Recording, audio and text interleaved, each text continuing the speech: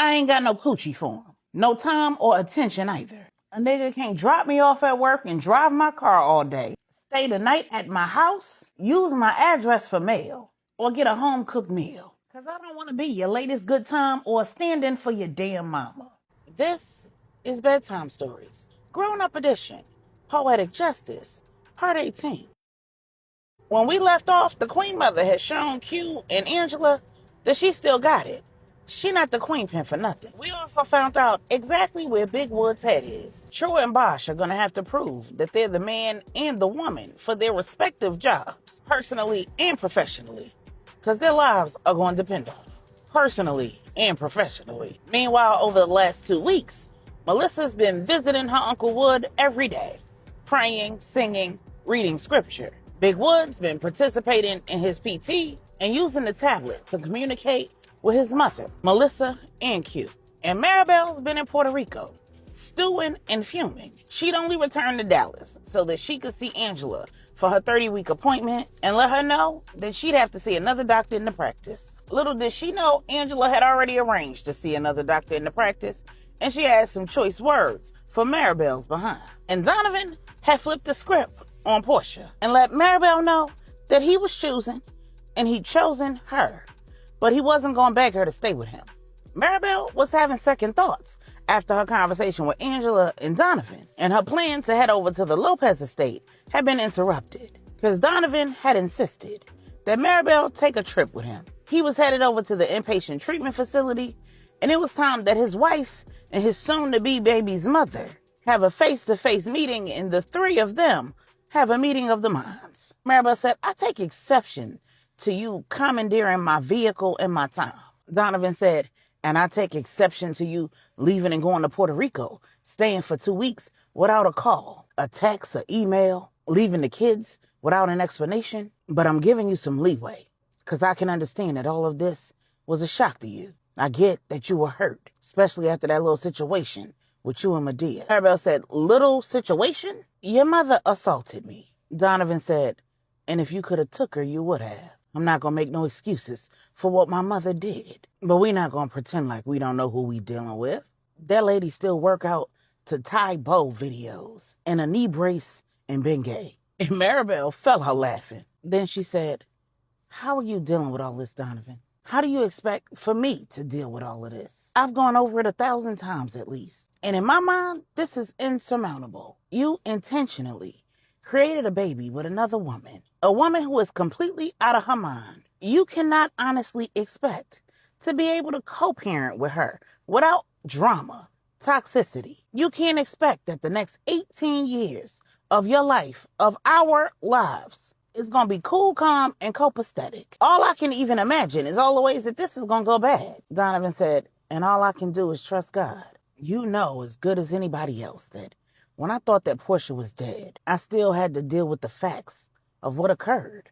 I still had to deal with the decisions that I made. I know for a fact that I heard God clearly telling me to be a friend to Porsha, to show her genuine love, to show her that there was another way, that life was worth living. Eventually, I realized that I took it a little too far. And when I found out she was alive, I was glad, but I was afraid. I ain't know how it was going to impact our lives, but I knew that I'd made a commitment. And my first thought was trying to figure out how I could get out of it.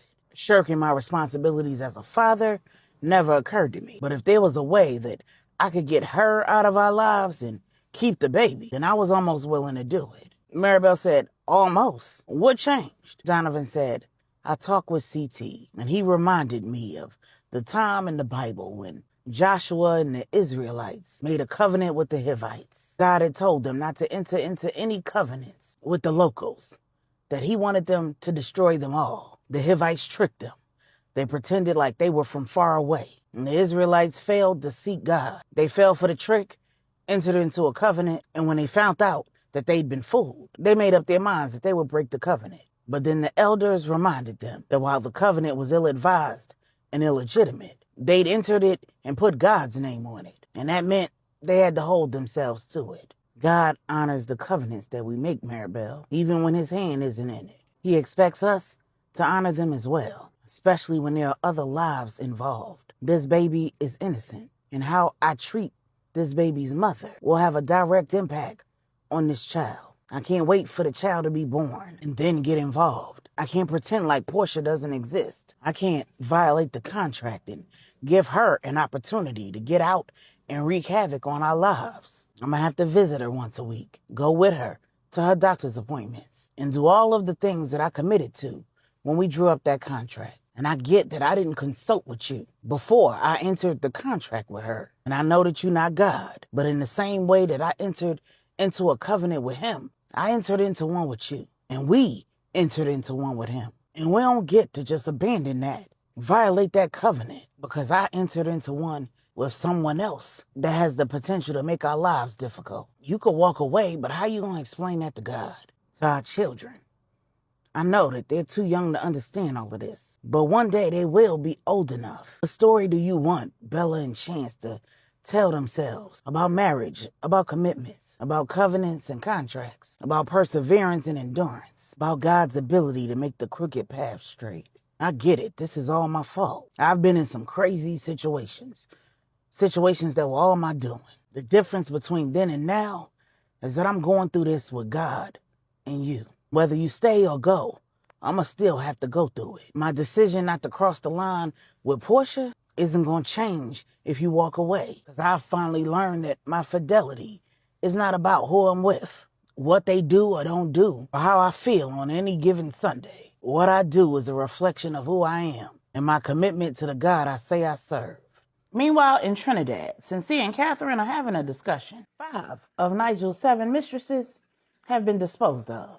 And Sincere has just finished updating Catherine. Catherine said, you have strong teams in place in Japan and in Paris. My concern is not whether you and Saint can get the job done. I'm concerned about how long it's going to take you all and how we move forward when you return. You're going to need a strong right hand. With Manny and Bella's help, Q and I have done what needs to be done to address the holes in the St. James organization. But that means promotions are not an option right now. Sincere said, I've thought about that, and I think that with training, Saint would be the best man for the job. I get that he's new, but with you there to lead him in the right direction, he'll do just fine. We have strong, loyal generals in place. With the support of the other families, it shouldn't take long for us to secure our positions and get a strong handle on the St. James business. I get that the men know Q and they don't really know me, but they can get to know me. And as long as I continue to put in solid work, they'll respect me. Catherine said, well, it sounds like that's going to have to be the plan. Now, I get that you've been busy with your assignments, but where are you on your romantic endeavors? Sincere said, I got a friend back in Miami and one in New York. The one in Miami, I don't know that can ever become anything serious. And the one in New York has too many questions. Catherine said, I thought we already discussed your need to find a woman who's already familiar with the life, one who has a vested interest in your success and the success of the families, but who isn't actively participating in the business. Are you telling me that in all your travels, all your meetings, you haven't met one woman who fits that bill? You've been all over the island and the States, in Puerto Rico and St. Lucia. Sincere said, I've met some women. They've either been too eager or not eager enough. Despite my mother's treachery, I've still been grieving. Catherine said, please tell me that you have not taken a page from your father's book. Sincere asked, what you mean? Catherine said, the women that you've been taking out, they all have something in common. They all made it easy for your father to be the philanderer that he was. They made very few demands and they gave him very little pushback. You aren't looking for a mistress or a temporary lover.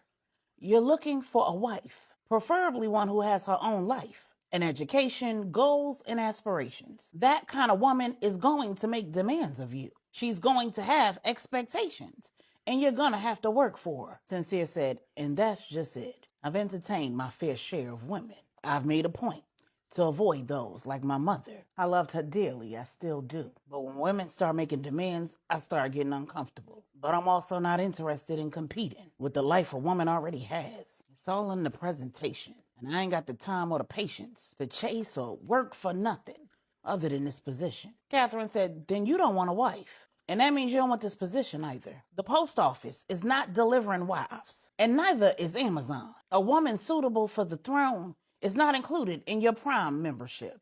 Anything worth having is worth working for. I'm not suggesting that you go out there and find a woman that you're not compatible with. I don't want to have to arrange a marriage with some woman is going to be left having to question your loyalty and compete with other women for your affections. But I also don't want to be working harder than you are to secure your place in this family. You might be fine, but you're not that fine.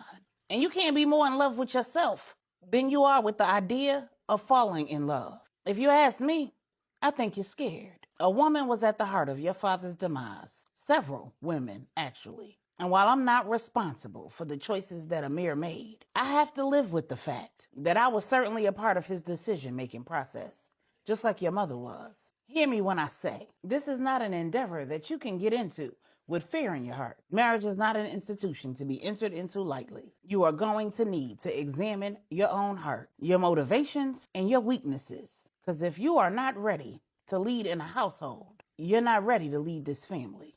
In this life, the two go hand in hand. Sincere said, but Idris, Catherine said, is a special kind. And he was in a unique situation. You're not Idris.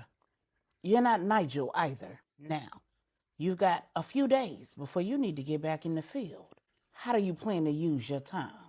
Meanwhile, at the Lopez estate in Dallas, Texas, Idris just finished telling the Queen Mother. Donovan's got the whole family planning to come over to his house tonight for that family meeting. You're going to have to set your pride and your ego aside, Bella. The Queen Mother said, and in your mind, what exactly does that look like? Idris said, that looks like you apologizing to Maribel. You explaining your motivations and you accepting whatever Maribel dishes out without getting in your feelings and putting your hands on anybody. The Queen Mother said, I'm assuming you plan to be there. Idris said, I can, but I hope you're not relying on me to be able to ring you in. I don't break up fights. I'm too old for that. The Queen Mother said, then she better watch her mouth. Idris said, I think she learned her lesson. Meanwhile, at the inpatient treatment facility in Dallas, the therapist was waiting when Donovan and Maribel arrived. He said, Porsha's not been doing so well since your last visit. She knew to expect you to be here today, but she's refusing to come out for the visit. Donovan asked, has she said anything about why that you can share? The therapist said, no, she's been rather quiet lately. Maribel said, she's probably cooking up something. Donovan asked, are you concerned about her safety? The therapist said, no, she hasn't said anything to indicate that. We need to be on that kind of alert.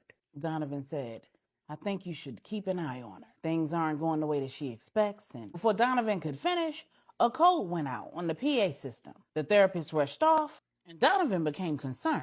Having been a patient at the facility himself, he was familiar with the codes, and he was also aware of Porsha's room number. So he knew that the alert was for a medical emergency in Porsha's room. He looked at Maribel and said, they should know by now that she ain't ever quiet. The last thing that they can afford to do is let her get in her own head. After waiting about 12 or 13 minutes, Donovan and Maribel saw an ambulance pull up. And 7 or 8 minutes later, the therapist came out with an update. He said, you were right. Porsha attempted to use her bed sheet as a ligature. Another patient found her and raised the alarm. The paramedics believe that she was found in time, but they need to transport her to the hospital just to make sure that the baby's okay. And Donovan was deflated. He'd been worried and in prayer for days about Porsha's ability to handle his rejection and what not getting her way would do to her mental health. Maribel, seeing Donovan's genuine concern, said, let's head over to the hospital. I don't know if seeing us together is going to make things worse or not, but you should be there.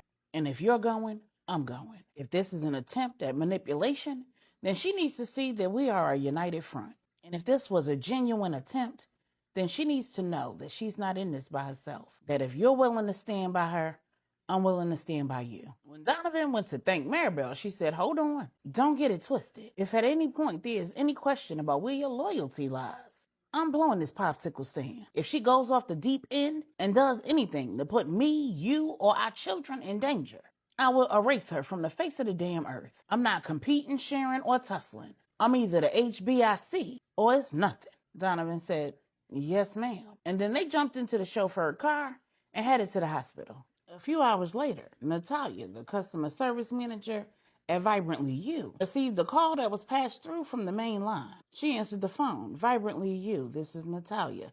How can I help you? And on the other line, Sincere said, this is Sincere St. James. I was calling because I'm on a lot of products. Natalia said, this is whom? Sincere said, Sincere St. James, your boss's cousin-in-law. Natalia said, oh, okay. And you said you ran out of products in 2 weeks? Sincere said, actually, I've been traveling a lot. I think I must have forgot my products at my last stop. Natalia said, well, I'm sure that your cousin-in-law can get you restocked, considering she owns the company. Is there something else that I can help you with? Sincere said, I was hoping that you and I could have a conversation. You busy? Natalia said, no, I'm just over here walking my pet crocodile on the precipice of a volcano in my tortoiseshell shoes. Sincere said, well, damn, you could have just said you was busy. Natalia asked, who calls someone at their place of business and expects them not to be busy? Sincere said, most people know a rhetorical question when they hear one. Natalia said, and most people know that when someone declines your request to give you their phone number, you don't then turn into a stalker and call them at work. Sincere said, well, most women would appreciate the effort and the follow through. And then the phone vibrated in Sincere's hand. When he pulled it away from his ear, he realized that it was ringing because Natalia had hung up the phone and he was receiving an incoming call. Natalia got up from her desk, walked out of her office, and walked into Angela's and said, Miss St. James, I think you need to have a conversation with your cousin-in-law. Angela said, pardon? Natalia said, he just called here under the guise of needing more products, but it's clear that he has other intentions, and I'm not interested. Angela said, I'm sorry, are you not single? Natalia said, I'm not interested. Angela said, do you mind if I ask why? Natalia took a deep breath and said, Mrs. St. James. Angela said, Natalia, I've told you several times to call me Angie. Natalia said, Angie, I have met my fair share of sinceres, and I found that they're not all that damn sincere. They're usually takers who think that women should see them as the prize. They think because they dress nice and look good, women should be falling over themselves to be picked by them. Well, I'm not a damn pick-me. I ain't got another heartbreak in me, and I ain't taking on no more damn projects. Next time a man steps to me and wants my attention, he gonna have to step to me correctly. And God gonna have to come down and tap me on my shoulders and say, that's you, fam. Angela just chuckled. Natalia said, I am serious. And these niggas ain't. I don't want to Netflix, and I damn sure don't want to chill. I don't care if they want to go to Olive Garden or Steak 48. I ain't got no coochie for them. No time or attention either. A nigga can't drop me off at work and drive my car all day, stay the night at my house, use my address for mail, or get a home-cooked meal. Because I don't want to be your latest good time or stand in for your damn mama. I'm tired of these niggas pulling up with mommy issues. But they don't expect for women to have daddy issues. They got just enough patience to get in your drawers. And then you can't find them in daytime with a flashlight. And you know what jams my Glock? Angela said, do tell. Natalia said, they couldn't give you an orgasm if your vagina came with instructions. But they love to send unsolicited pictures of their little Peter whackers. Like if you ain't seen one, you ain't seen them all. If I get one more good morning beautiful, grand rising, or WYD text, I'm gonna drive to the highest mountain peak and jump the hell off. And Angela fell out laughing. She said, Natalia, I am so sorry. I don't mean to laugh. But baby girl, I feel your pain. Natalia said, that man had the audacity to ask me if I was busy. No, nigga, you called me at work. I'm over here painting my damn toenails. Angela said, how about this? How about I have a conversation with him? If I discover that he's not serious about genuinely getting to know you, I will make it clear to him that he needs to back off. But if he is serious and if he's up for the challenge, will you at least give him an opportunity? Natalia asked, are you willing to stake your own reputation on it? Are you willing to go out on a limb for your husband's cousin? Your husband seems like a nice enough man, and you two seem like you have a very good marriage. But I've learned not to think I know a damn thing about a relationship that I'm not in. So if you can say within a measure of certainty that knowing everything you know about your husband, you choose him all over again, then I'll trust you to have that conversation with your cousin-in-law. But I'm gonna hold you responsible for any shenanigans. Angela said, hold on, wait a minute. Y'all two full-grown adults and y'all responsible for whatever y'all do or don't do. I can tell you beyond a shadow of a doubt that I would pick my husband over and over again in this life and the next. But let's be fair, we all come to the table with issues, with imperfections, darling. In the same way that you need to question his motivations, anyone who pursues you is going to question yours. I don't do matchmaking because I can't vouch for nobody but myself. But I would hate for you to pass up an opportunity to get to know a good man just because the ones that you've known so far haven't met your expectations. And I would hate to go to bat for you only to find out that you're so bitter and broken from your past experiences that you end up mishandling a good man. Have a seat. Tell me more about how you got here. Natalia said, how much time you got?